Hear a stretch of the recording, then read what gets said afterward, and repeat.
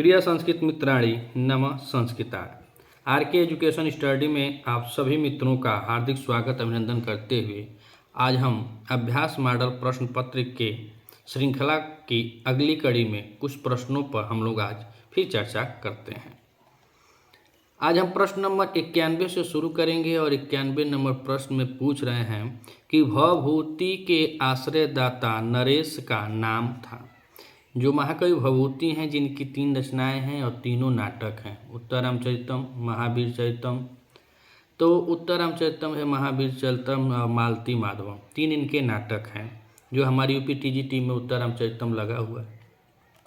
इनके आश्रयदाता में विकल्प करें कि यशो वर्मा है, कि सशोधर्मा है, कि अवंती वर्मा है, कि शंकर वर्मा है। तो भवभूति जी के आश्रयदाता होता है, जैसे अब हम लोग जो पढ़े लिखे जो विद्वान है, मास्टर हैं, चाहे अदर सरकारी सर्विस करने वाले जो सरकार के अधीन हम लोग काम करते हैं, जो सरकारी सर्विस वाले करते हैं, उसी जैसे उसी तरह पहले जब राजा वाजा हुआ करते थे तो उनके दरबार में यह लोग रहा करते थे। जो विद्वान लोग रहा करते थे, कवि लोग रहा करते थे, तो हाँ अपना ज्ञान देते थे, तो आश्रयदाता कहलाते थे। जिन राजा के पास यह विद्वान लोग रहा करते थे तो वह उन विद्वानों के आश्रयदाता कहे जाते थे। तो भवभूति के आश्रयदाता यशो वर्मा थे। कन्नौज के नरेश यशो वर्मा थे। प्रश्न नंबर 91 में विकल्प हमारा ये सही होता है। अब हम बात करें प्रश्न नंबर 92। तो 92 में कह रहे हैं कि अस्मद सर्वनाम का षष्ठी विभक्ति बहुवचन का रूप है। ऑप्शन ए करें मम, बी करें कि असंभ्यम, और सी करें अस्माकम, और डी करें कि अस्मद। तो यहाँ पे हम देखें षष्ठी बहुवचन में तो एक वचन में मम में वैकल्पिक रूप में बनता है, तो मम में अवयो न और अस्माकम न कहा जाए तो में नौ न, यह जो वैकल्पिक रूप होता है। और षष्ठी में बनता है मम अवयो अस्माकम, तो अस्माकम यही जो षष्ठी का बहुवचन पूछ रहे हैं तो अस्माकम बनता है। प्रश्न नंबर 92 में विकल्प हमारा सी सही होता है। अब हम प्रश्न नंबर 93 देखें तो 93 में कह रहे हैं कि अहिंसा परमो धर्मः, यह वाक्य लिया गया है वेद से लिया गया है कि रामायण से लिया गया है कि गीता से लिया गया है कि महाभारत से लिया गया है। तो अहिंसा परमो धर्म, और इसको कहा जाता है कि अहिंसा परम तपः, अहिंसा परम सत्य यतो धर्म प्रवर्ते। महाभारत के अनुशासन पर्व में उपयुक्त श्लोक का वर्णन करते हुए अहिंसा को ही परम धर्म, परम तप और परम सत्य तथा धर्म का साधक बताया गया है। तो प्रश्न नंबर 93 में विकल्प हमारा डी सही होता है कि महाभारत से है।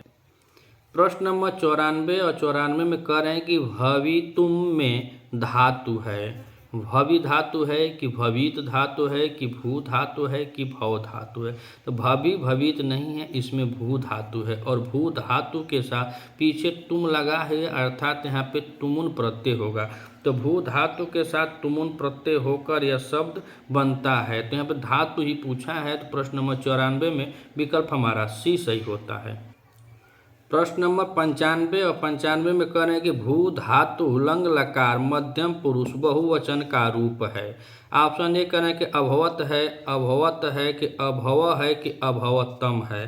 तो प्रश्न नंबर 94 में देखें तो भू धातु का लंग लकार में रूप चलता है प्रथम पुरुष में अभवत, अभवताम, अभवन, और मध्यम पुरुष में चलता है अभव, अभवतम, अभवत, और उत्तम पुरुष में चलता है अभवम, अभवाव, अभवाम।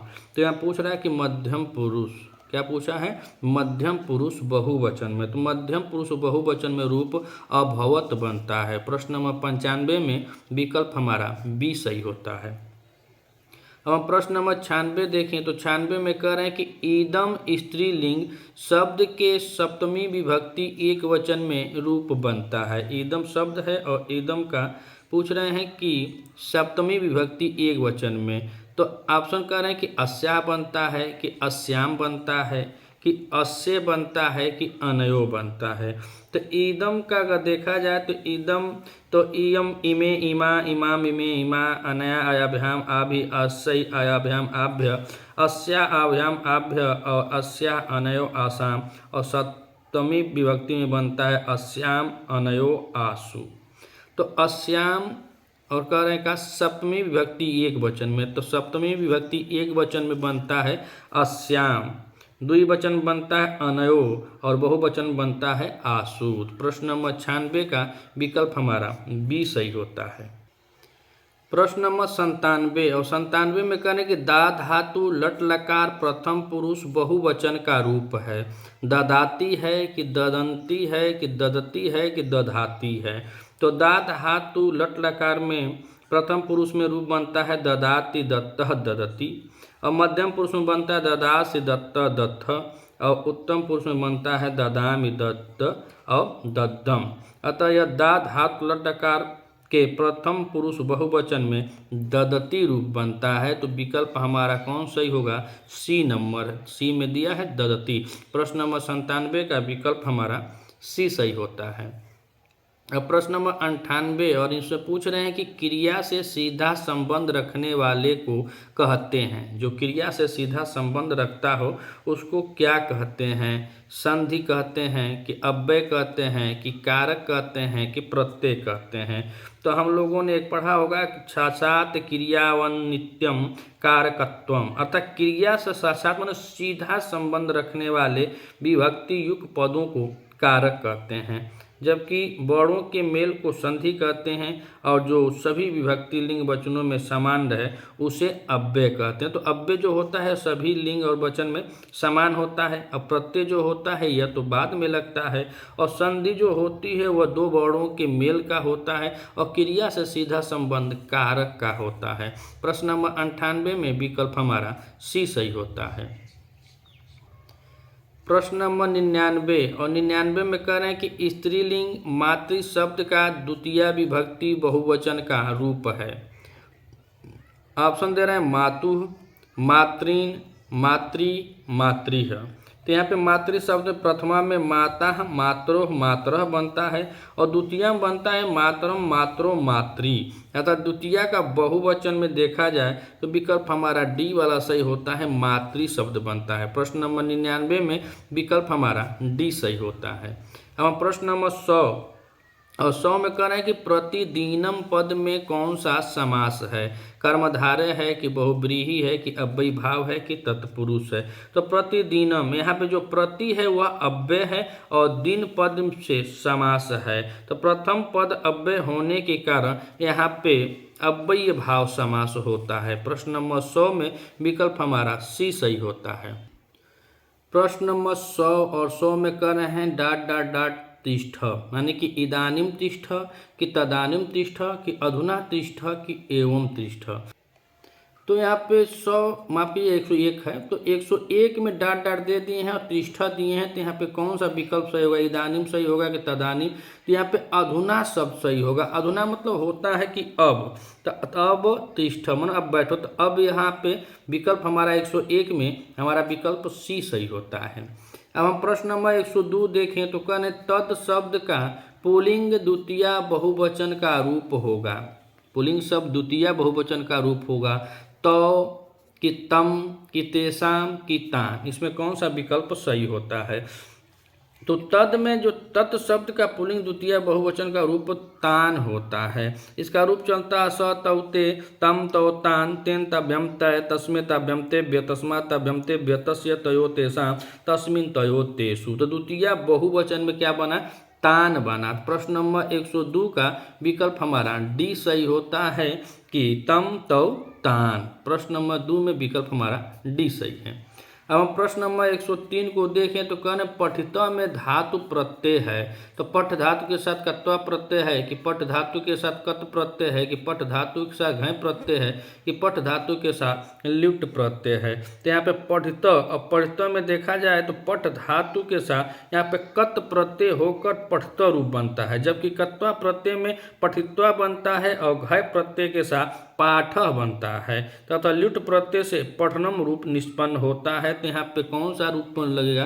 तो पठ धातु के साथ कत प्रत्यय लगा हुआ है। प्रश्न नंबर 103 में विकल्प हमारा बी सही होता है। अगर पठ के साथ कत्वा लग जाता तो यहाँ पे अगर कत्वा लगेगा तो पठित्वा बन जाता है, पठ के साथ घय लगा है तो यहाँ पाठ बस होता है, इसे पाठ बस होता है पाठ। और पठ के साथ अगर न्यूट लगता है तो इसका जो शब्द निष्पन्न होता है वो पठनम होता है। तो प्रश्न नंबर 103 का विकल्प हमारा बी सही होता है। प्रश्न नंबर 104 और 104 में कह रहे हैं व्याकरण से संबंधित संधि नहीं है। मुख संधि, स्वर संधि, व्यंजन संधि और विसर्ग संधि। तो 104 में अगर देखा जाए तो व्याकरण से संबंधित तो वर्णों के मेल को संधि कहते हैं और इनके 3 मुख्य भेद होते हैं। स्वर संधि होता है, व्यंजन संधि होता है, विसर्ग संधि होता है। और जो पूछ रहे हैं कि नहीं है तो मुख संधि नहीं होता, मुंह से मुंह लगाकर संधि नहीं करते, वहाँ कोई शब्द निष्पन्न नहीं होगा। यहाँ पर संधि की बात करें तो स्वर संधि, विसर्ग संधि तथा व्यंजन संधि होता है, जबकि मुख, प्रतिमुख आदि संधियाँ काव्य शास्त्रीय विषय होते हैं। तो प्रश्न नंबर 104 में विकल्प हमारा ये सही होता है। अब हम प्रश्न नंबर 105 की बात करें तो कह रहे हैं कि अतिक्रांतो मालाम, अतिक्रांतो मालाम इत्यस्य समस्त पदम स्यातः। इसका समस्त पद कौन सा है? अतिमालम है कि अतिमाला है कि अतिमालस्य है कि अतिमाला है? तो प्रश्न नंबर 105 में देखा जाए तो अतिक्रांतो मालाम इत्यस्य समस्त पदम अतिमालः स्यात्, यानी कि अतिमाला बनता है। प्रश्न नंबर 105 में विकल्प हमारा जो है वह बी सही होता है। कहाँ है कि अतिक्रांतो मालाम पद का समस्त पद अतिमाला होगा और इस पद की सिद्धि अत्यादयो क्रांता अर्थे द्वितीया स्यात् से हुई है। और इसका तात्पर्य है कि अति और क्रांत आदि अर्थों के साथ द्वितीया तत्पुरुष का विधान होता है। प्रश्न नंबर 105 में विकल्प हमारा बी सही होता है। अब हम प्रश्न नंबर 106 देखें तो 106 में कह रहे हैं कि निष्कौशाम्बी में समास है।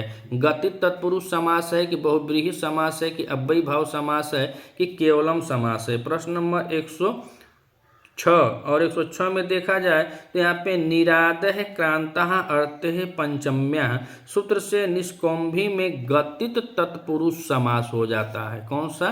गति तत्पुरुष समास होता है। इसका विग्रह होता है निष्क्रांत कौशम्या होगा। दशानन बहुब्रीहि का उदाहरण है, अधिहरि अव्ययी भाव समास का उदाहरण है तथा भूतपूर्व केवल समास का उदाहरण है। तो यहाँ पे केवल समास बहुब्रीहि अव्ययी भाव, तो अधिहरि वहाँ दशानन बहुब्रीहि केवल में भूतपूर्व हो गया। लेकिन यहाँ पे निष्कौशाम्बी जो है यह गतित तत्पुरुष का एग्जाम्पल है। प्रश्न नंबर 106 में विकल्प हमारा ये सही होता है। प्रश्न नंबर 107 और 107 में कह रहे हैं कि अथर्ववेदानुसार सत्यम बृहद रीतम तपो ब्रह्मा इत्यादि कम धारयन्ति। तो अर्थ वेद के अनुसार सत्यम बृहद रीतम तपो ब्रह्मा इत्यादि कम धारयन्ति कहाँ अग्रिम में है कि सूर्यम में है कि पृथ्वी में है कि प्रंजम में है? तो अर्थ वेदानुसारम सत्यम बृहद रीतम तपो ब्रह्म इत्यादि पृथ्वीम धारयन्ति।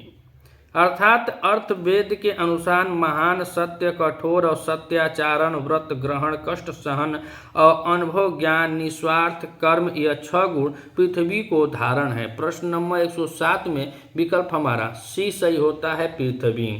उसके बाद देखा जाए प्रश्न नंबर 108 में तो 108 में कह रहे हैं कि भू धातु लोट लकारस्य प्रथम पुरुषस्य एक वचने रूपम अस्ति। भू धातु लोट लकार मध्यम पुरुष एक वचन में रूप है। भवतम है कि भवताम है कि भवतात है कि भवतः है?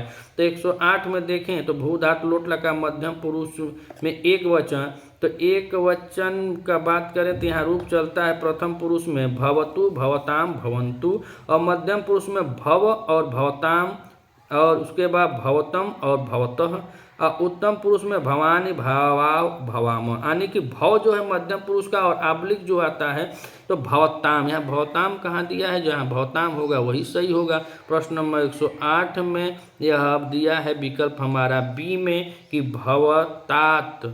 भवतात यहाँ नहीं, ये तो भवताम है ना, भवतात होना चाहिए, भवतात। तो भवतात प्रश्न नंबर 108 में विकल्प हमारा सी सही होता है कि भवतात। अब हम प्रश्न नंबर 109 और 109 को देखें तो कह रहे हैं कि सूर्यताम इति रूपम अस्ति। सूर्यताम में रूप है, लोट लकारस्य है कि लिंग लकार है कि लट लकार है कि लुट लकार है? तो सूर्यताम में यह रूप लोट लकार का, यह आत्मनेय पद का रूप है और सूर्यताम आत्मनेय पद में लोट का प्रथम पुरुष एक वचन का रूप बनता है। तो किस लकार में बनता है? तो लोट लकार में बनता है। तो 109 में विकल्प हमारा ए सही हो जाता है, लोट लकारस्य।